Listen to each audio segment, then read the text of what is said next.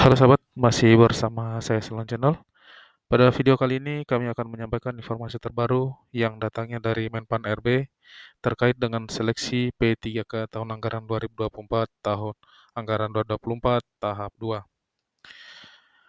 Untuk mengetahui lebih jelasnya, silakan sahabat simak videonya karena yang kita bahas kali ini adalah keputusan Menpan RB untuk honorer yang lolos P3K tahap 2 akan ditempatkan pada jabatan-jabatan seperti ini.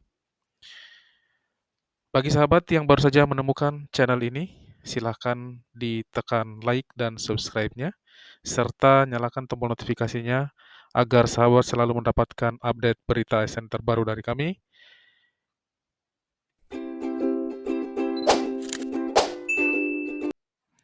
Baik sahabat, dilansir dari Suara Nangro, berdasarkan keputusan Pemberdayagunaan Aparatur Negara dan Reformasi Birokrasi atau Menpan RB tahun 2004 dengan nomor 347.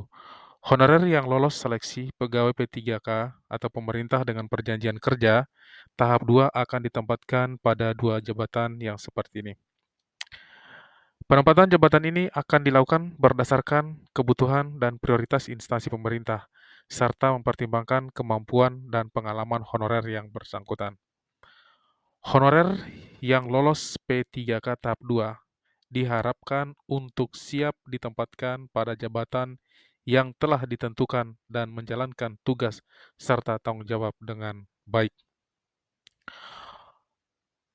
Berdasarkan Surat BKN nomor 1291-B strip KS.04.01-SD-D 2025 yang tertanggal 15 Januari 2025, terjadi beberapa perubahan jadwal penting dalam pelaksanaan seleksi P3K tahap 2.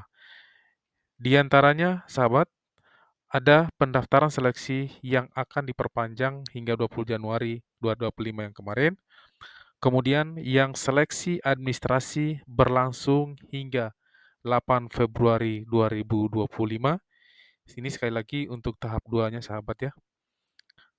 Kemudian pengusulan penetapan nomor induk P3K ditargetkan rampung 31/2025. Nah, seluruh proses seleksi mengacu pada Kemenpan RB nomor 6 tahun 2024. Sesuai dengan surat tersebut, kini proses seleksi P3K terhadap atau tahap 2 sudah mencapai akhir. Artinya, kurang dari 2 hari, tepatnya tanggal 22 Mei 2025, hasil kelulusan seleksi kompetisi kompetensi maksud kami P3K tahap 2 yang diikuti oleh honorer akan segera diumumkan. Artinya besok tanggal 22, sahabat yang sudah melakukan proses panjang sampai dengan tahapan akhir, besoklah penentuan apakah sahabat masuk ke menjadi P3K atau tidak lolos P3K. Ya kami doakan semoga sahabat semua bisa lolos dengan instansi yang didam-damkan. Melalui pengumuman resmi tersebut, honorer bisa mengetahui apakah mereka layak untuk diangkat menjadi P3K atau tidak. Jadi maksudnya jika lolos, maka sahabat itu sudah bisa dipastikan layak untuk menempati posisi-posisi yang sudah ditunjukkan. Nah, jika tidak lolos, artinya sahabat mungkin belum layak atau belum masuk rezekinya di kategori P3K.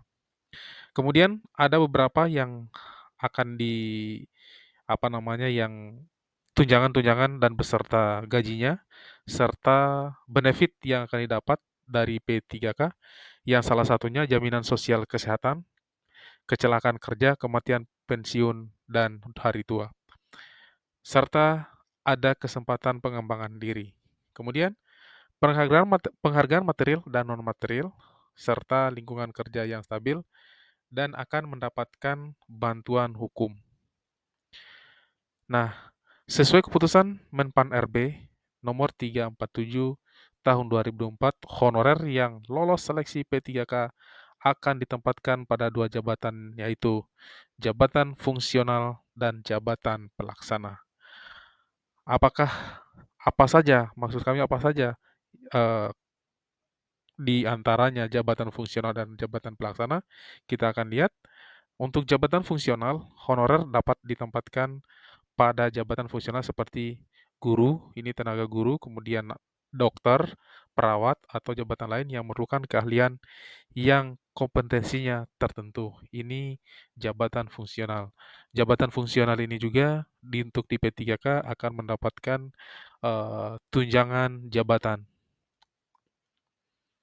Kemudian yang kedua itu jabatan pelaksana. Khusus jabatan pelaksana ini berbeda dengan jabatan fungsional, di mana untuk jabatan fungsional ada tambahan tunjangan, itu tunjangan fungsional. Kalau untuk jabatan pelaksana, di mana juga dapat ditempatkan pada jabatan pelaksana yang memerlukan kemampuan dan keterampilan tertentu untuk menjalankan tugas dan tanggung jawab.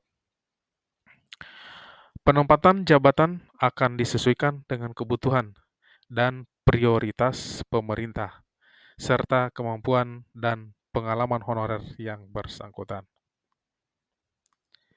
Nah, dengan demikian, honorer yang lolos P3K tahap 2 perlu mempersiapkan diri untuk memulai karir sebagai ASN dan menjalankan tugas dengan profesional dan integritas.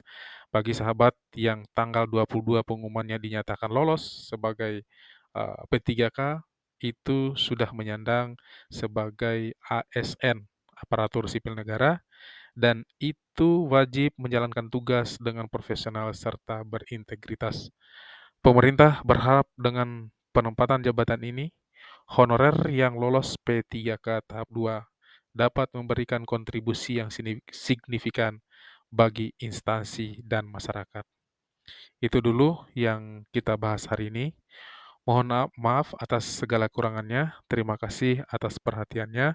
Sekali lagi, kami mendoakan agar Bapak Ibu sahabat yang akan mendengarkan atau menyimak kelulusan besok hari, semoga sahabat dan Bapak Ibu semua diberikan kemudahan untuk menerima hasil ujian besok.